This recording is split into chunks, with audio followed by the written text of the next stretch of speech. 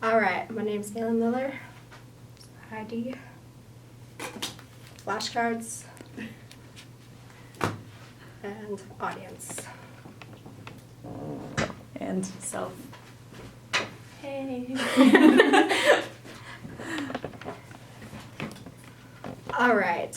First, I would like to thank you all for coming to listen to me speak today. You guys are the real MVPs. Hello, my name is Ayla Mariah Miller. I am a senior at the University of Nevada, Reno.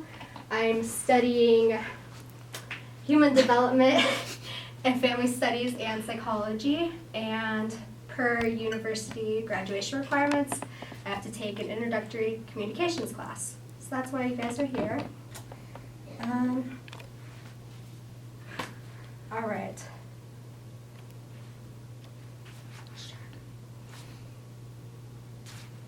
Alright, so basically part of my introductory thing is that I have to ask people to listen to me talk.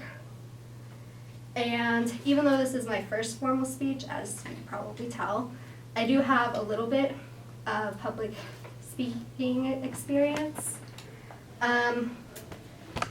Give you guys a little bit of a backstory. As a kid, I had dyslexia. So I was made fun of a lot by other kids about the way that I spoke, and especially whenever you had to read out loud, I would struggle a lot with that. So that was really hard. And then in high school, I found somewhere that I fit in, which was in theater class.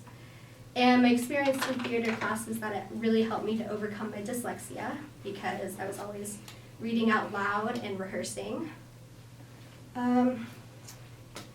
Then whenever I got here, I took another theater class and a French class, which I know you guys could probably imagine that was horrible. Like, I always had to speak in class in a different language, and basically that just taught me that it's okay to look like an idiot.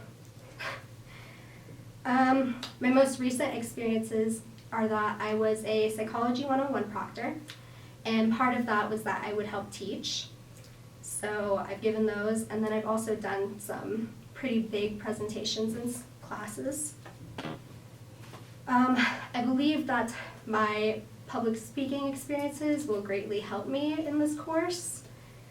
Even though, you guys probably think I got my stuff together, like, I'm here. So that's good. I've actually been through a lot to get here. For starters, as a child, I was abused. I was sexually, emotionally, and physically abused. So I was taken in as a ward of estate for about 1.5 years before my grandparents got custody of me. Then, a few years later, in middle school, my grandfather was diagnosed with ALS. And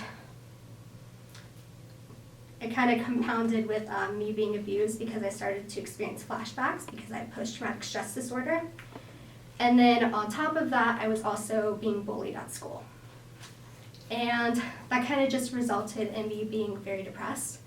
And I had tried to commit suicide several times. I ended up in a psychiatric ward, but you guys probably don't want to hear about that. It was later discovered that basically the only reason I was depressed and why they thought I was schizophrenic, because I was having hallucinations, was related to the fact that I have narcolepsy. And those are 2 key symptoms of narcolepsy. So ever since I was diagnosed when I was 15, I haven't struggled with depression. Then, after things started getting better, my grandfather died.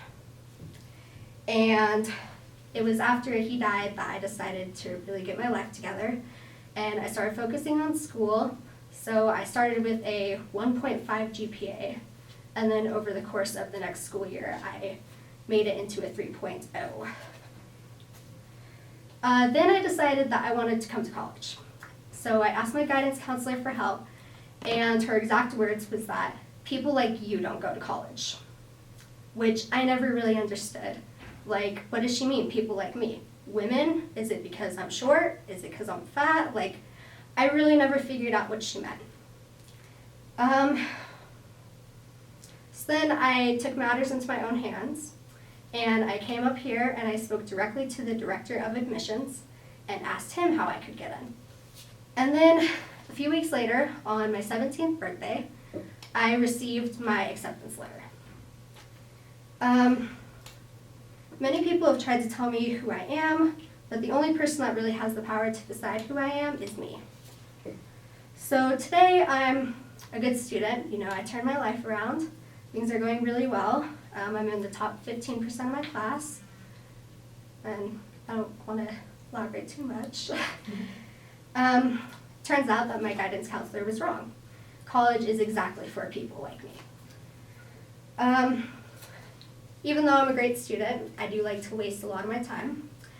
I watch a lot of Netflix. I've probably seen all of Friends already, and a few other shows that have a lot of seasons. I also like to sit on my couch with my cats, and I like to do sometimes. And I like to take naps, and that's about my life right now. It's lots of Netflix and naps. I'm graduating in December, which I'm pretty excited for, except that I don't know what I'm gonna do, but that's okay. To quote my 12-year-old self in a paper that I wrote about my future, I'm 12, don't know what I want to do with my life. I'm now 21 and I still don't know what I want to do with my life. I'm really just trying to keep my options open, so I've been looking into a few things. Some options I have is child life specialist. I could be a behavior analyst that works with children with autism, an addictions counselor, or any number of things, really.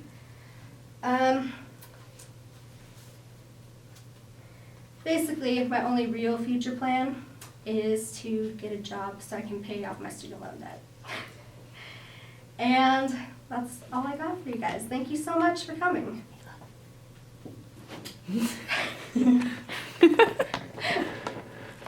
Do it. Don't be too excited, guys. Clap, I don't know. Yeah.